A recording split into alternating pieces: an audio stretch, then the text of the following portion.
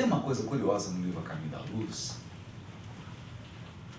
é que Emmanuel resolve contar a história da Terra, mas não da perspectiva de quem está encarnado. Esse é um ponto fundamental.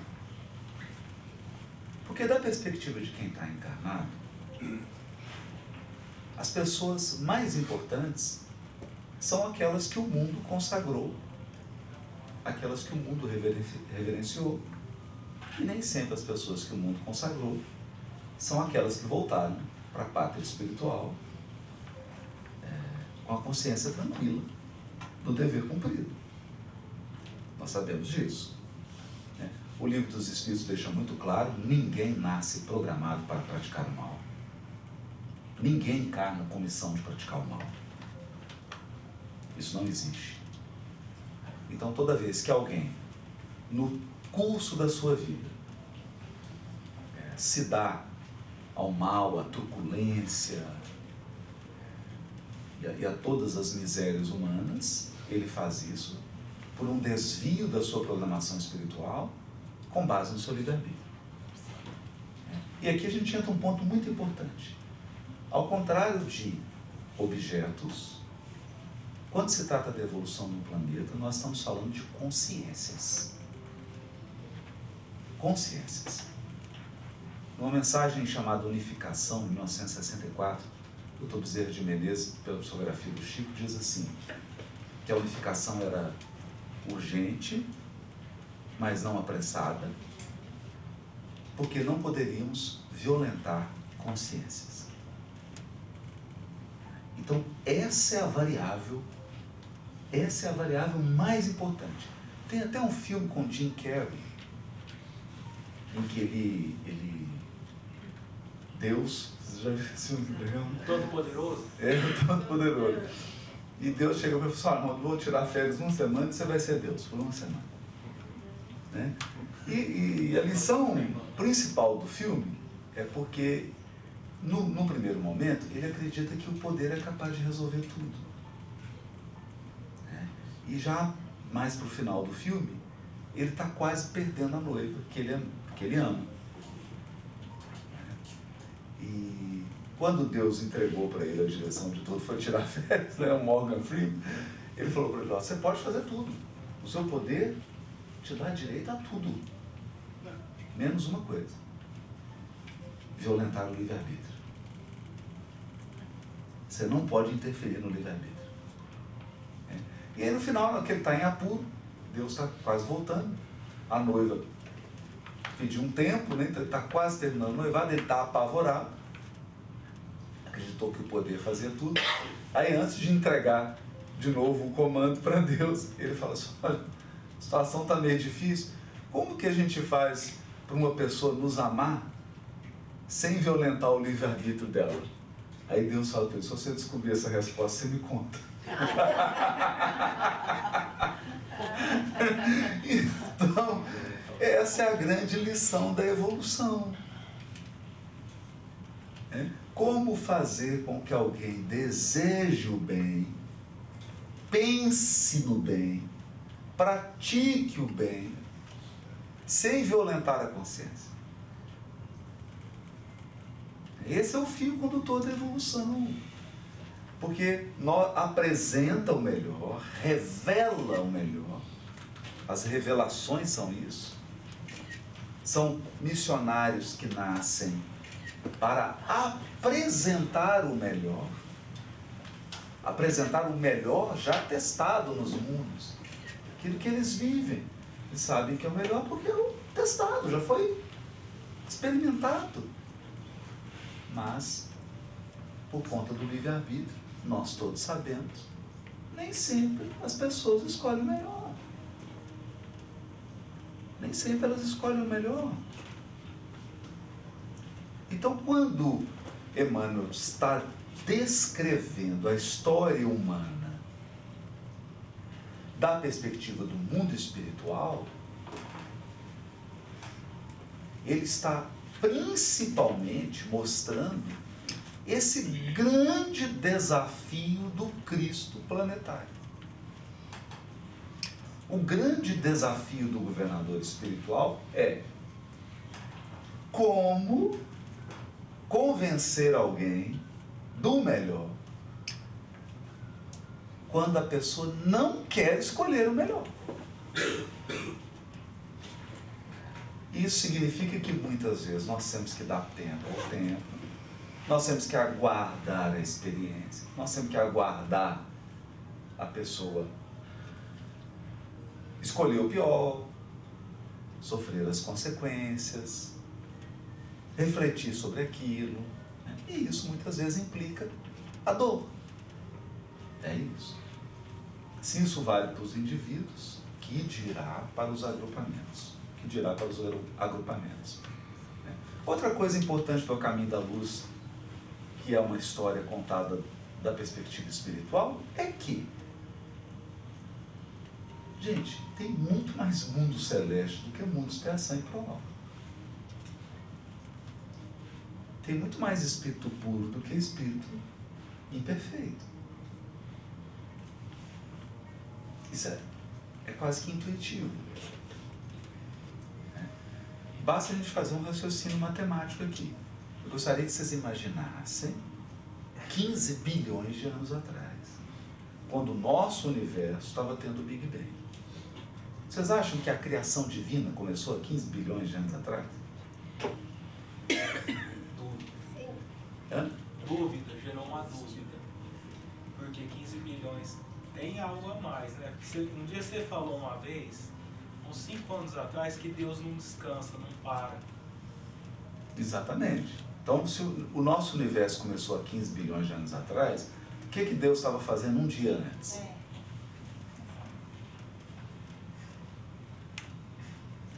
Deus é eterno? Sim. Ou ele tem 15 bilhões de anos? Não, eterno. Eterno. E quanto que é eterno antes de 15 bilhões? Não tem dado.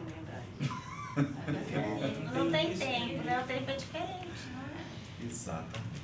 Tá vendo? Um raciocínio simples. Simples.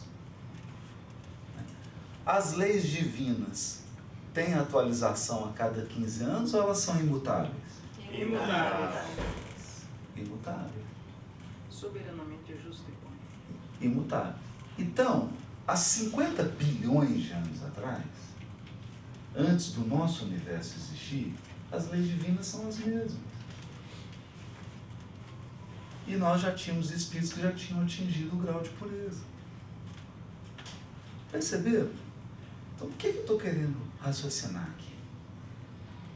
O que é puro, o que é perfeito, já está definido desde a eternidade. Então, quando surge um mundo novo, um mundo primitivo, princípios inteligentes que atingem a razão, o estágio humano, eles não estão descobrindo, gente. Eles não estão descobrindo qual é o caminho.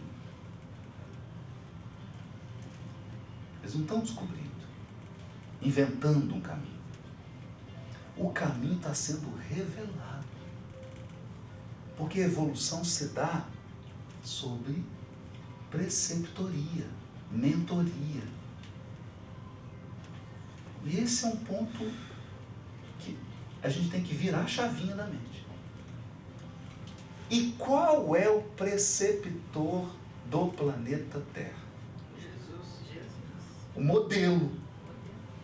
Modelo de quê? Da perfeição relativa que as criaturas podem atingir. A perfeição relativa, perfeição moral, porque o aprendizado e o conhecimento é infinito, vai estar sempre aprendendo, mas a perfeição moral relativa que é dado às criaturas atingirem. E é assim que Emmanuel começa. Emmanuel começa o A Caminho da Luz com o famoso texto. Aqui o prefácio, Emmanuel sempre ditava o prefácio quando acabava o livro, né? O prefácio é 17 de agosto de 1938. Então, o livro foi concluído em 38. Ele começa assim.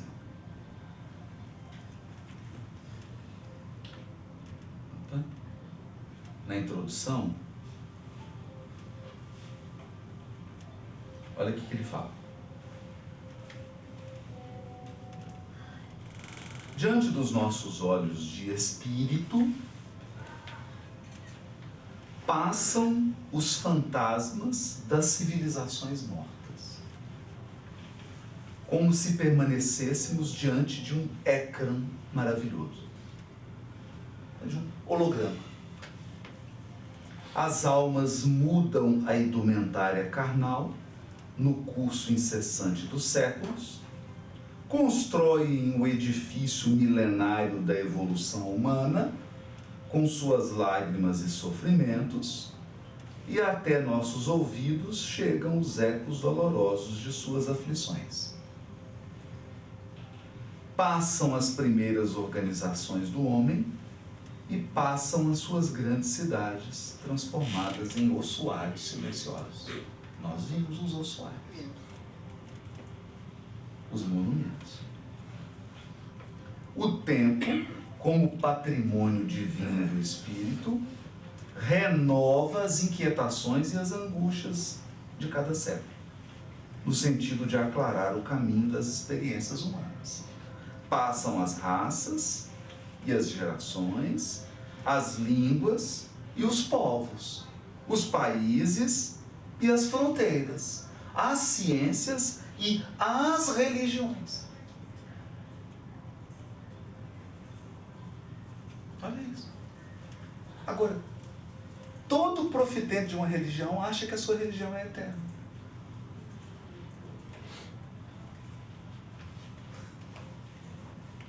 Perceberam?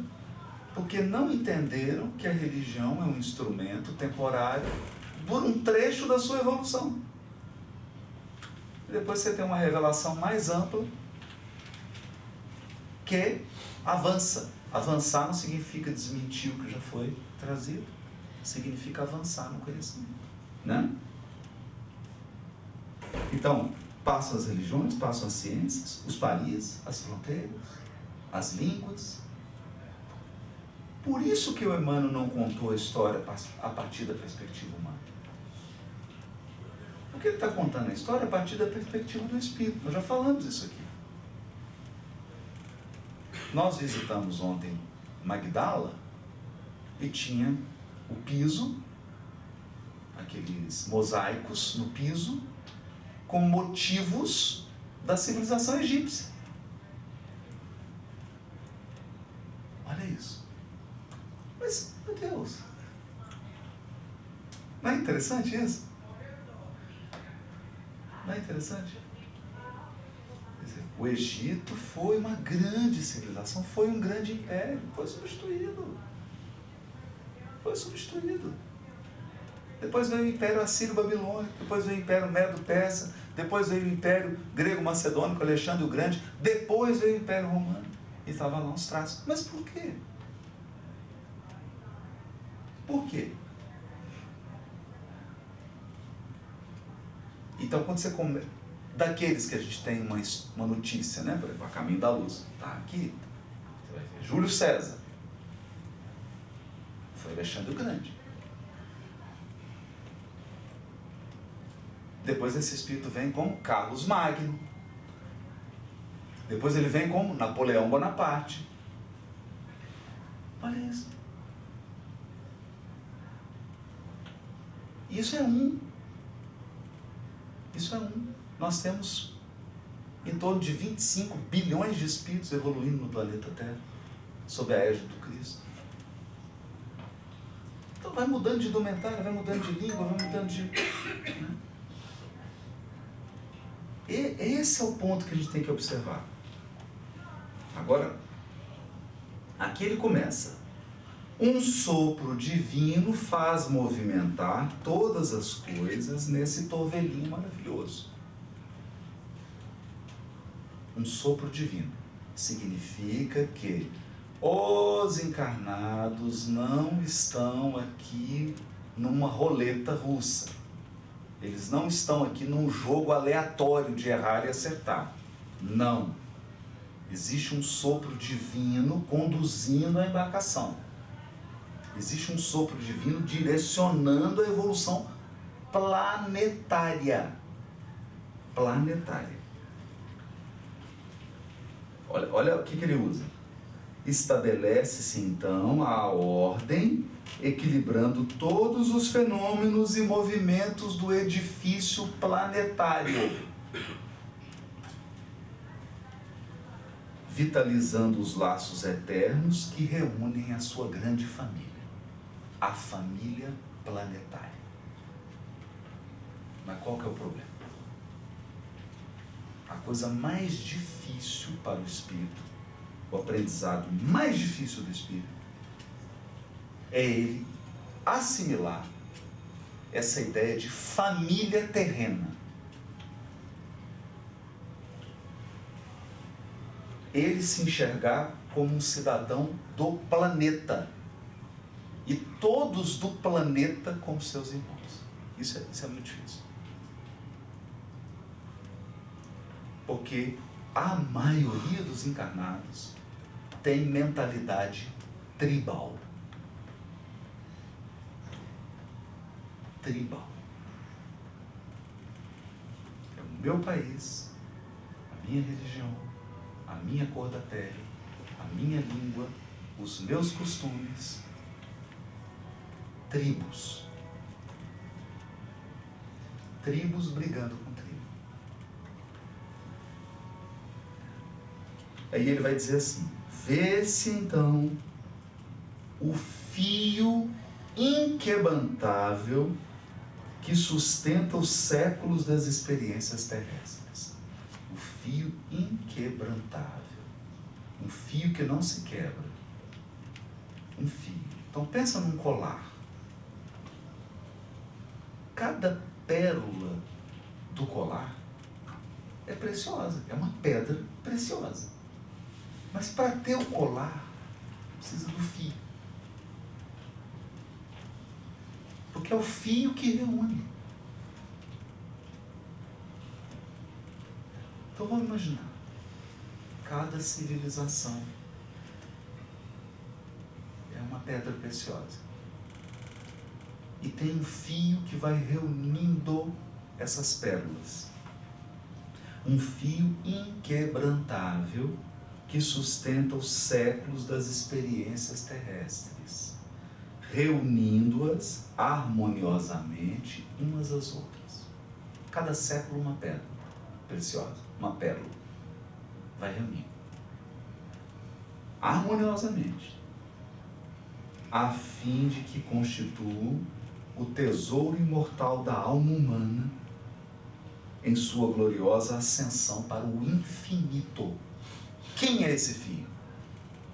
O Cristo planetário. Esse fio é o Cristo planetário. E por quê?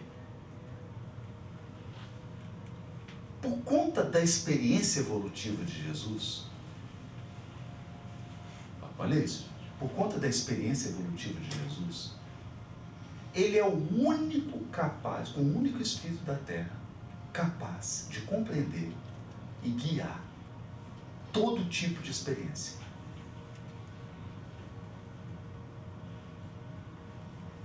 Porque você só pode conduzir alguém para um lugar que você já foi.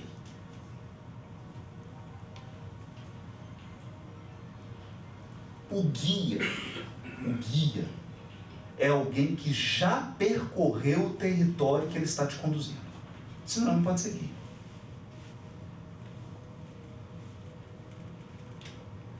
E para guiar esse tanto de espírito? Cada um com uma experiência diferente. Isso.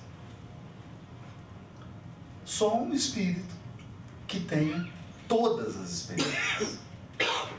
Quem nos fala isso? Asclépios no Obreiros da Vida Eterna. Asclépios diz assim: cada consciência é um universo à parte, um mundo particular. Só o Cristo detém experiência suficiente para orientar a todos. Percebeu? Por isso que ele é um modelo e guia. Por isso que ele é um modelo e guia. Então, se um regente de uma orquestra pede orientação, o Cristo sabe orientar um regente de uma orquestra. Se uma mãe de família pede orientação para educar os filhinhos pequenos, Jesus sabe orientar uma mãe, perceberam? Não tem um ser humano que peça uma orientação a Jesus e ele não tenha experiência prática, vivida, para orientar aquele ser. Por isso que ele é o guia. Está vendo por que é difícil ser um guia planetário?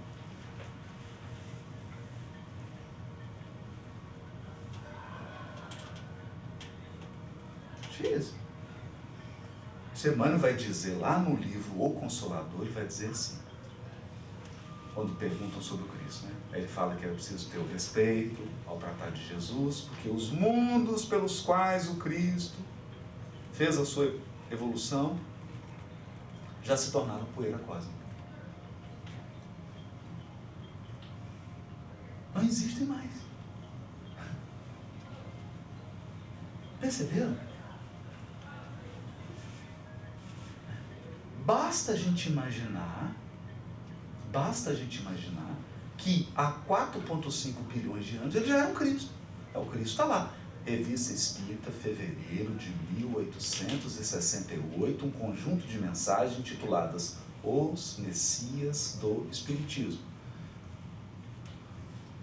Lamennais, São Luís, Lacordaire vão explicar o que é um Cristo. Que nós aprendemos questão 100 a 114 do Livro dos Espíritos, a escala espírita. Vai dos espíritos imperfeitos, terceira ordem, espíritos bons, bons espíritos, segunda ordem, espíritos puros, primeira ordem. Só que lá está dito assim: chegados ao mais alto grau da escala dos espíritos puros, não é da nossa, não. Depois você chega puro, tem uma nova escala. Chegados ao mais alto grau da escala dos espíritos puros estão os Cristos.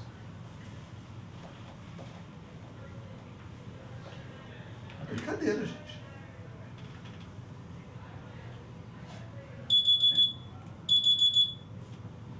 Só apitando se eu usar. Não tem jeito, pega outro. Não, tranquilo. Perceberam? Não. Hã? Não, né? Sabe? Adorei. Também não. O senhor não entendeu? Bem-vindo ao time. Bem-vindo ao time. Né? Que aí eles se tornam executores da vontade divina. E aí o que diz São Luís? Chegado a esse nível de Cristo, chegado a esse nível, não mais estão sujeitos a erro, mesmo na encarnação. Olha isso, gente. Não é brincadeira, não.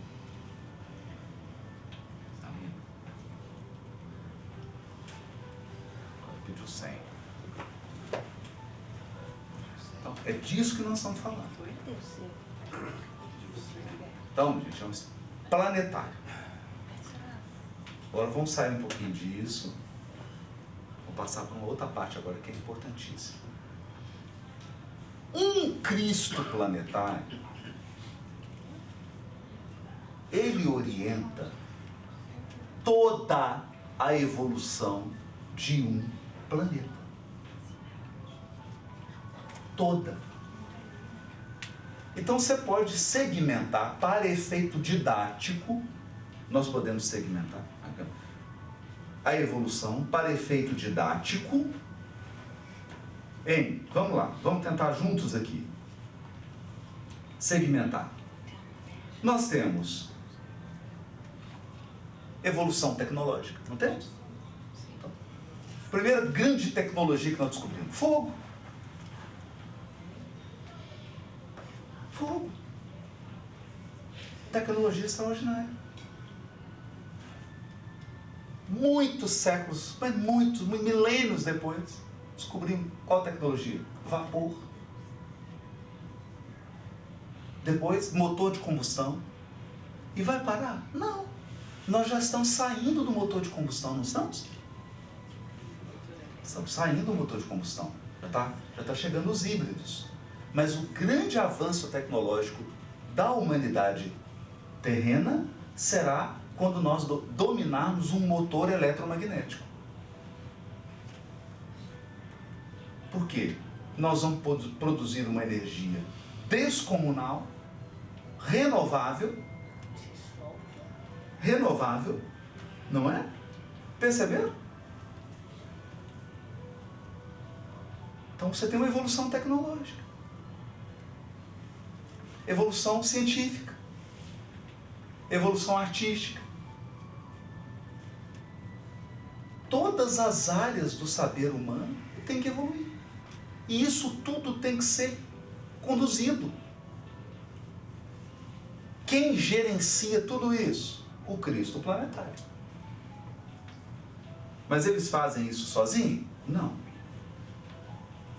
Rezam as tradições do mundo espiritual que na direção de todos os fenômenos.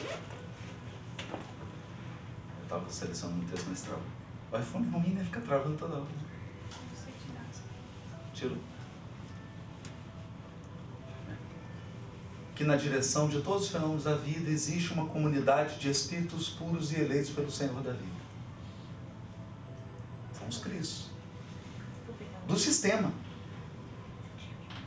Do sistema. Né? Quem aqui encontrou com o Chico, teve com o Chico? Alguém perguntou quantos são? Quem teve? Quantos são? Ninguém perguntou. Que pena. Quando o Cristo encarnou, quem que ficou no lugar? Quem que é o vice? Alguém perguntou? Isso pro Chico? O Cristo encarnou, quem que assumiu?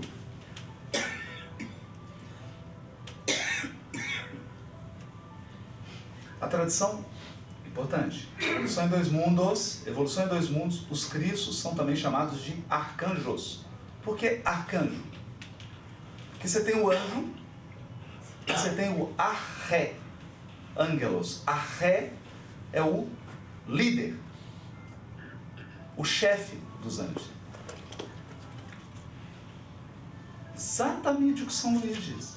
Você tem os espíritos puros, anjo. Então você se tornou espírito puro. Aí você vira estagiário de espírito puro. Você acabou de chegar. E aí você vai seguindo. Aqui. Olha o que ele diz. Rezam as tradições do mundo espiritual que na direção de todos os fenômenos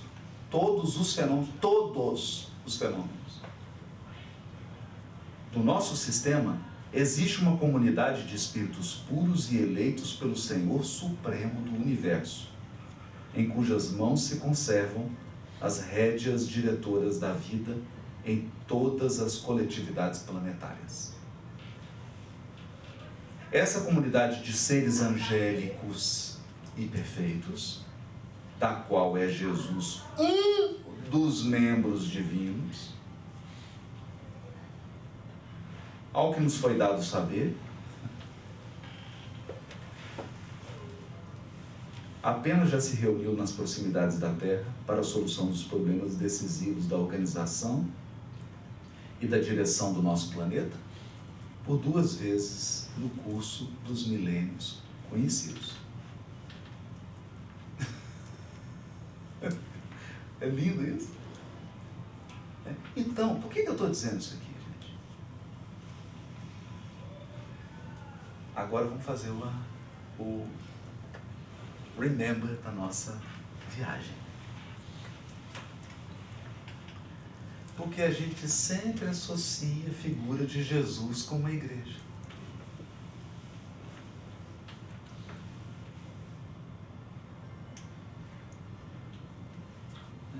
Se Jesus só cuida de igreja, quem é que cuida dos oceanos?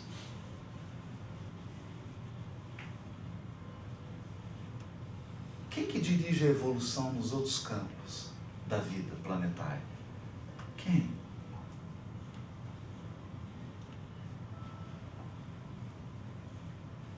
Então, é essa ampliação que nós temos que fazer. É essa ampliação. Então, os missionários que vêm nas várias regiões, atendendo características culturais, gostos e preferências, porque os espíritos vão criando gostos e preferências e eles se reúnem, eles se agrupam. E a bondade do Cristo vai enviando missionários para atender, para falar na língua, para falar na linguagem daqueles seres. Porque esses seres ainda não têm condições de entender a linguagem do infinito, das galáxias, dos mundos, uma linguagem universal. Eles ainda precisam ter forma.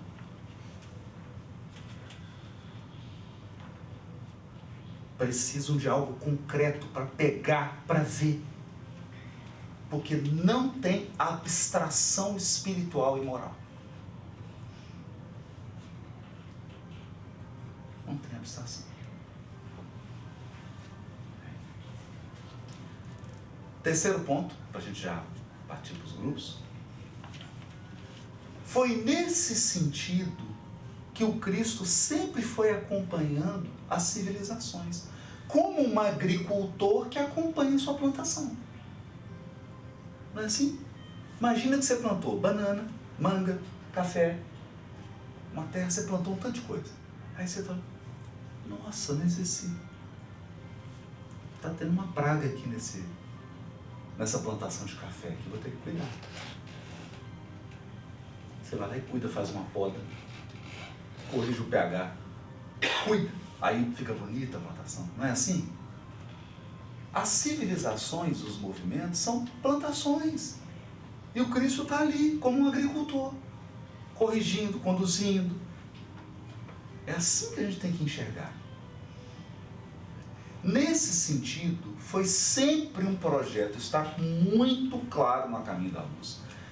O projeto da espiritualidade, quando permitiu a formação de impérios, quando permitiu isso, porque isso é muito doloroso. Quando você começa a ter império, tem muita morte, muita truculência, típica de espírito imperfeito. Então, por que o plano superior permite a formação desses impérios? Porque eles tinham um grande desejo de um planeta Terra sem fronteira geopolítica. Está lá. Então, desde a Síria e Babilônia, Nabucodonosor, tá? Profeta Daniel. Eles investiram tudo. Orientavam. Quem era o consultor de Nabucodonosor? Daniel, profeta. O Nabucodonosor era um sujeito moralmente evoluído? Não. Mas estava lá o Daniel, aconselhando, auxiliando. Para quê? Para que a ideia de ter um império não tivesse fronteira, porque aí todos os seres poderiam circular livremente. Não deu certo. Aí vieram os medo-persas. Não deu certo. Aí vieram os gregos. Quase deu certo. Quase deu certo. Quando floresce o Império Grego-Macedônio, né? Ali em meio a tudo aquilo, já prevendo Alexandre o Grande, você tem muito investimento na Grécia, né? Num longo período, muito antes do Alexandre o Grande, muito antes. Ele vem concretizando, né, um processo. Mas você tem o envio do Sócrates.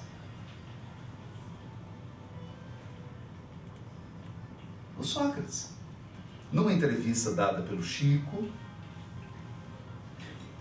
que a moça faz uma série de perguntas lá sobre uma revista da LBV, 64. E ela pergunta, e o Chico fala que o Cristo do sistema solar não é Jesus, é outro. superior ainda ao Cristo, e que o Cristo tinha os seus ministros. E aí, ele falou assim, tinha os seus ministros. Então, que Sócrates, Buda e Zoroastro eram ministros do Cristo. E ela, tá. E perguntou outra coisa.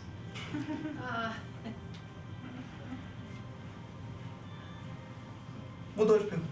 Não perguntou, mas quantos ministros são? Alguém aqui que já conheceu o Chico pessoalmente, alguém perguntou quantos ministros Jesus tem na governadoria do mundo? E quais são? Ninguém perguntou. E aí não respondeu, né? Haroldo, Anjo Ismael é um auxiliar do Cristo. Aqui não. Auxiliar não é ministro, acho que não. Não. Auxiliar. Auxiliar.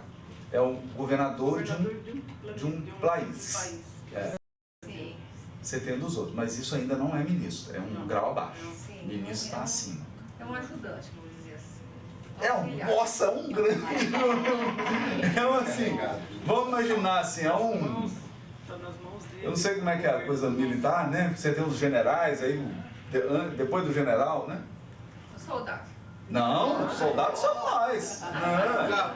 Não, tem coronel embaixo do general. É coronel. É um grande, mas não é um ministro.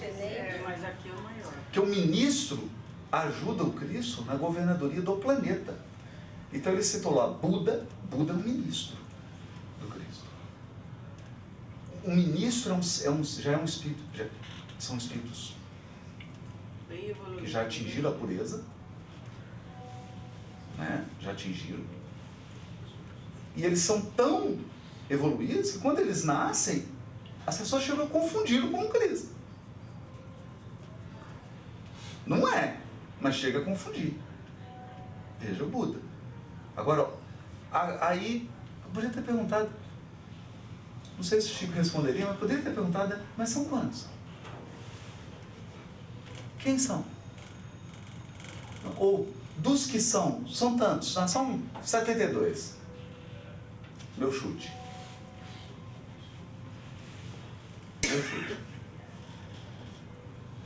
6 ministérios, 12 ministros. Estrutura do nosso lar. 6 ministérios, 12 ministros para cada ministério. Mas é o Haroldo chutando. Estou aqui chutando mesmo, do meio do campo, jogando a bola. Qual ministério é o Sócrates?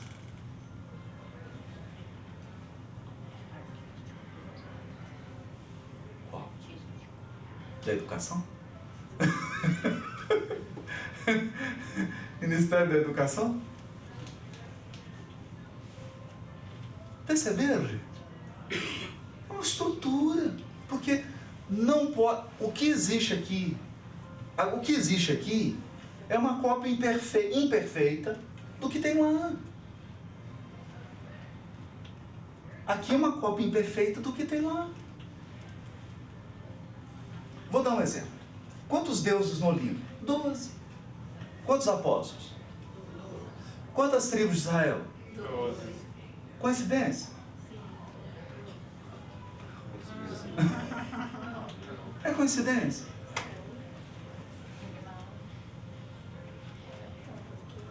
Não pode, né? Deve ter 12 ministros.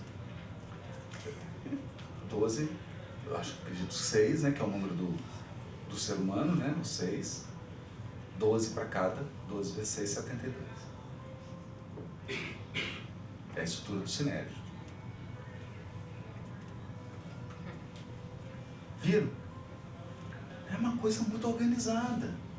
Lá no Brasil, Coração do Mundo, Pátria do Evangelho, tem o Iléu, é o avô do Gamaliel. Iléu, avô do Gamaliel. Ele é o sociólogo da Terra. Cuida de todas as movimentações. Agora deve estar tendo um trabalho danado, né? Vocês viram? Saiu hoje a reportagem. O problema da imigração em Nova York, né? Milhares, Venezuela, Cuba. E eles não estão, o prefeito não tem condições de receber. É só, do meio do ano passado até agora, mais de 100 mil imigrantes. Vai aumentar muito mais. Né? Vai aumentar Então, vai aumentar. Então, o Iléu está tendo problema. Está tendo desafios aí da transição, né? Mas, vê, o que ele diz lá? O que ele diz quando Jesus pede um relatório para ele? Ele fala, mas Iléu, muita guerra. Está tendo muita guerra, Iléu. Ele falou, Senhor, mas o comércio está muito amplo.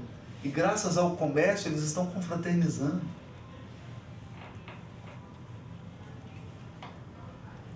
Veja a visão. Gente, Iléu é o grande avô do Gamaliel, gente. É o grande nome da primeira revelação. É considerado o maior sábio do judaísmo.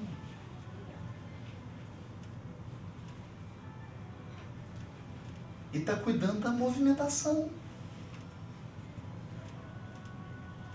E coordena o comércio, por quê? Porque o comércio produz confraternização.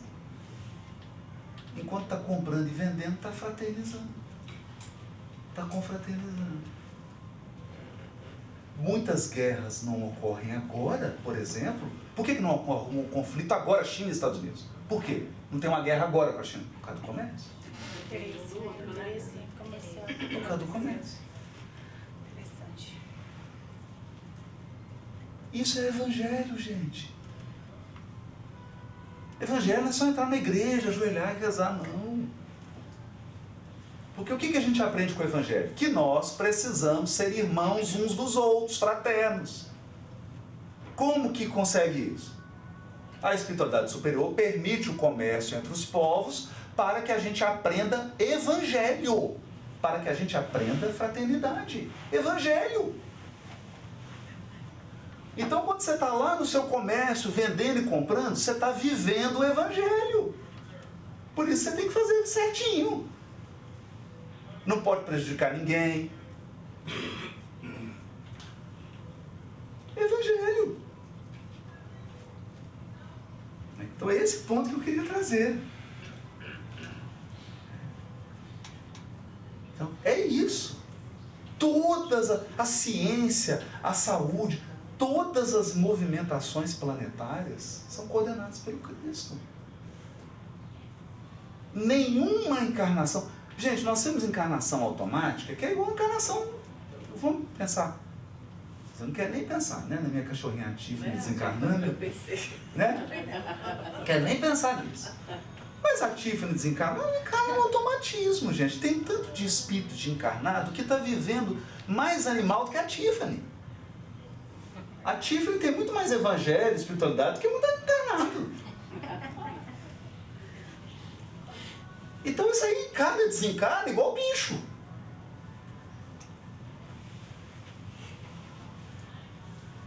Processo automático, biológico. Já desencarnando, daqui a pouco ele está sendo atraído para um outro útero e está nascendo de novo.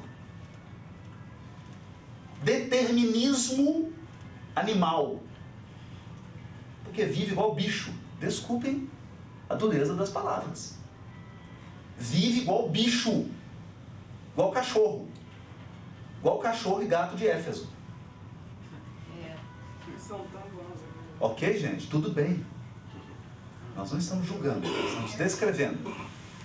Então, milhões de encarnados vivem igual cachorro e gato de Éfeso, igual bicho. Automatismo. Agora, quem não está no automatismo, quando é um espírito que encarna, que ele vai ter uma influência numa comunidade, é essa encarnação. Essa aí está vigiada. Essa está vigiada. Então, o indivíduo que vai ter um destaque, especialmente o indivíduo que... Essa encarnação está monitorada, gente. O que eu estou querendo dizer com isso? Assim, um grande cientista, uma grande mulher cientista, uma grande figura, isso não nasce. É uma programação. Nós temos um livro do André Luiz, um livro inteiro para falar do centro universitário na colônia do Nosso Lar, um centro universitário que se chama, abre aspas, Os Mensageiros, fecha aspas.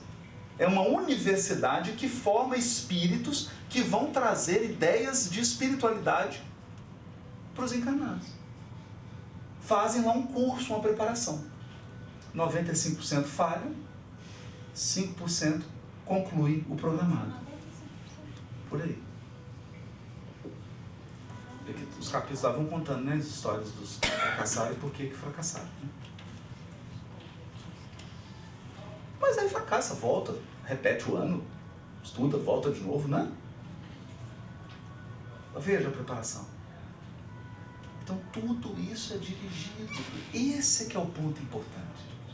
Então quando a gente passa aqui, nós visitamos a Grécia, vamos voltar, vamos visitar Roma, passamos por Israel, tudo isso são marcas da evolução que o Cristo foi conduzindo, foi acompanhando. Nenhuma dessas experiências vai se perder. Porque vai chegar um momento em que nós vamos atingir um grau de maturidade moral que nós vamos resgatar todas essas experiências das civilizações que nós passamos. E aí o mundo terá um surto de desenvolvimento. É o último capítulo do livro A Gênese. Seria uma consciência plena? Plena. Porque a gente se integra, né? Porque quando você se organiza moralmente, você tem acesso à memória e às experiências e você consegue organizar. Porque a criatura que está moralmente abalada, a memória dela fica fragmentária, o pensamento dela fica fragmentário, ela está desorganizada. Quando ela se organiza, ela junta as pecinhas do quebra-cabeça, aí forma uma coisa linda. Forma uma coisa linda. Aquela riqueza da experiência, né? Porque o espírito, ele vai e capta a essência. Né? Nossa, quando eu passei aqui, aprendi. Nossa, eu passei pela Grécia, o que eu aprendi, né? Puxa, eu aprendi isso, aprendi a estética, aprendi a arte, a harmonia, a organizar meu pensamento. Ah, eu passei pelos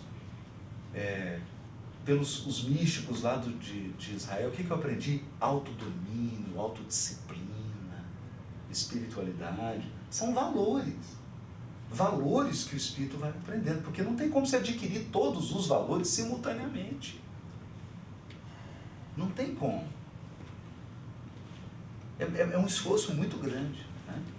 Então Emmanuel vai descrevendo essas civilizações todas, e aí, gente, nós temos algo muito importante. Tentou unificar pela Grécia, não deu certo. Aí veio o Império Romano. Foi extraordinário. Então, quando vocês leem o primeiro capítulo do livro Boa Nova, ali a gente vê o seguinte: parou a governadoria do planeta só para investir em Roma.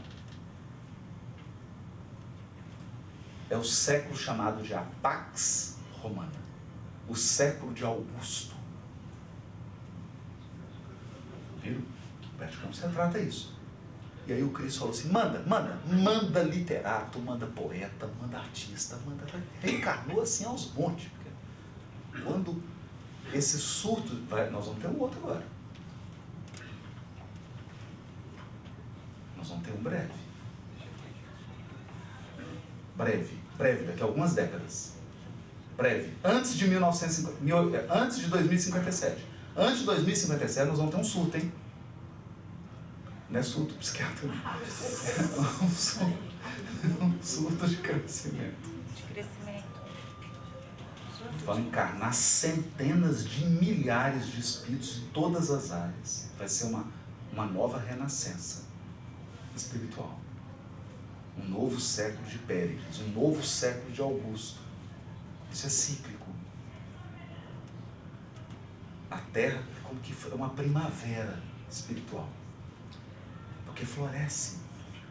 Voltam os mesmos.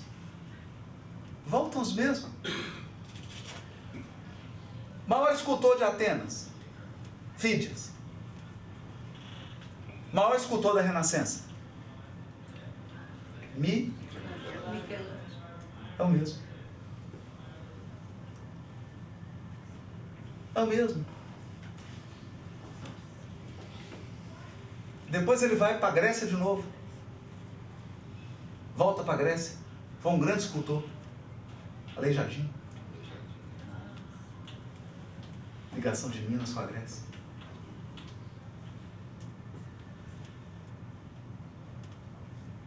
É isso, gente. É o mesmo. É a mesma pessoa. Por isso, Vitor Hugo diz para Ivone Pereira do Amaral que ele viria. Ele lideraria milhares. E quando ele voltasse, ele fala com a Dona Ivone, tá? Ele vai trazer com ele Beethoven, Chopin, os grandes poetas, literatos, os artistas, uma pleiade da arte. Ele vai coordenar a pleiade da arte. Agora imagina. Imagina aí. Chopin, Beethoven, Bach, todo mundo. E essa turma, gente, a lei da afinidade. O que essa turma faz? Geralmente eles estudam na mesma escola, não é? Cria uma escola, tá todo mundo junto, todo mundo junto. Cria um movimento. Então nós seremos uma renascença espiritual. É isso. É assim que se dá a evolução. É assim que se dá a evolução. Eu encerro para dizer o seguinte: o controle da evolução tem duas chavinhas. Uma está na mão direita de Jesus, outra está na mão esquerda. Duas chavinhas. A chavinha de quem encarna e a chavinha de quem desencarna. Quer promover progresso? Numa instituição, numa cidade, num estado, num país. O que você tem que fazer? Desencarna uma turma. Sim. O Einstein, né? O Einstein falou assim: o progresso científico se dá com alguns velórios e alguns nascimentos. Tem que ter uns velórios, senão não tem progresso. Então, alguns desencarnam, outros encarnam. Essa chavinha é a mais importante, ela não está no nosso controle. Essa chavinha não está ao nosso alcance. Quem volta é quem vem. Essa é a chave. Essa é a chave. Então essas mensagens são muito importantes. Revista Espírita, fevereiro de 1868, Os Messias do Espiritismo. Lá tem a mensagem de São Luís, ele fala isso, né? Que virá espíritos de todos os graus da escala evolutiva. Virão na economia, na política, nas ciências, na literatura, nas artes, em todas as áreas.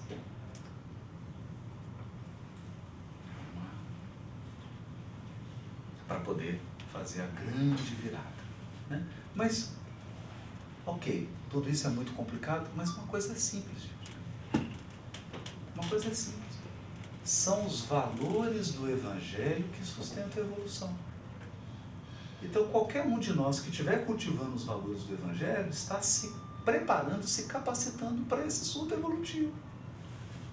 Porque a moral que Jesus ensinou não é a moral da Terra. É a moral que vigora no universo, nos trilhões de galáxias, quadrilhões, sextilhões de planetas. É a mesma moral, a moral divina, a moral divina. Então, quem adquire a moral divina vai ter um passaporte universal. Você pode ir para qualquer orbe.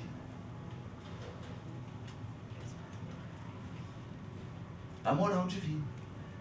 Então, esse é o principal conceito de Evangelho.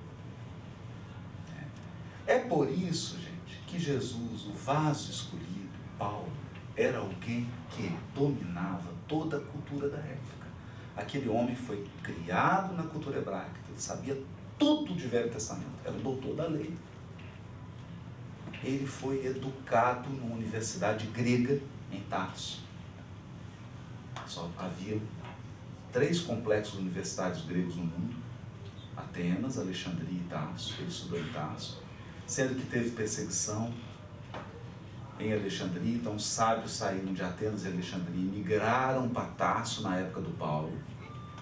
Então ele estudou com os maiores mestres gregos e ele tinha cidadania romana. Então, por conta dessa mentalidade universal, estão percebendo? Ele conseguia entender o Cristo. Porque o Cristo não está preocupado se você é da Angola, do Brasil, de Cuba, de Israel.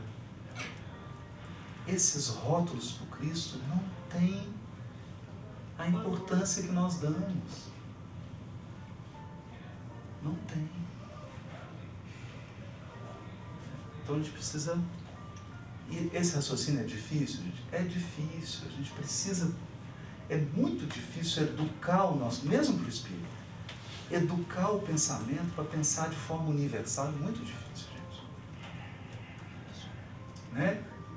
E também para abandonar aquela estreiteza religiosa. Vocês viram, eu não vou mencionar aqui porque não cabe a gente... Né?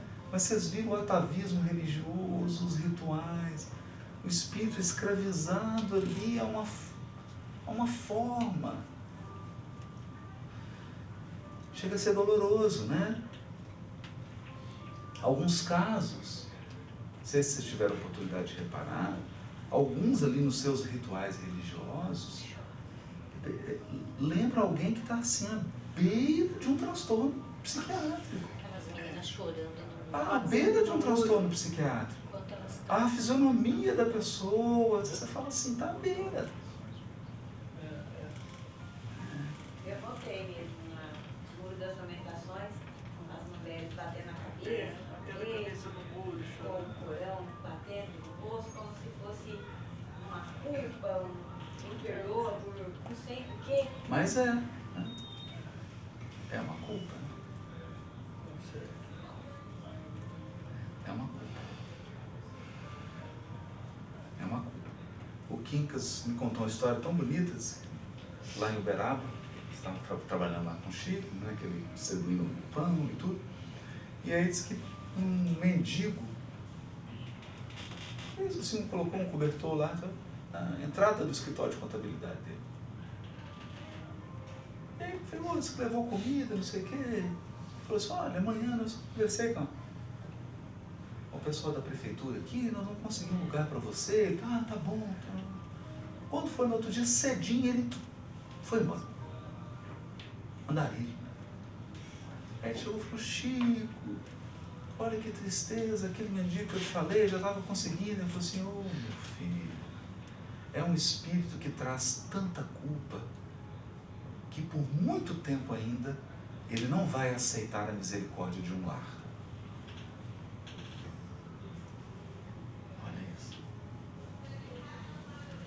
Está tudo certo. Está tudo certo. Né? Está tudo certo. Com a medida com que medir, sereis medidos. Misericórdia quero, não sacrifício. Quando a gente exercita a misericórdia, o nosso coração se abre para a misericórdia divina.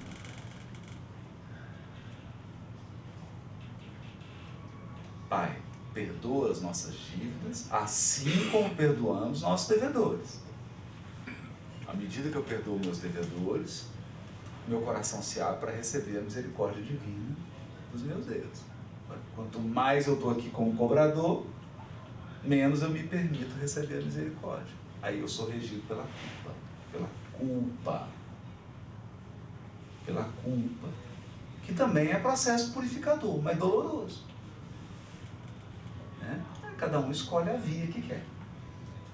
É a via ápia do amor e tem a via crucis, a dolorosa. A via dolorosa e a via do amor. Cada um escolhe qualquer é. Vamos fazer uma lição?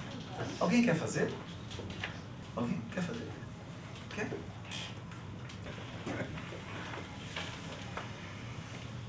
Então vamos nesse instante fechar os nossos olhos e sintonizar a espiritualidade que nos envolve, mentalizando em nossa mente o nosso Mestre Jesus como nosso guia nesta jornada de luz.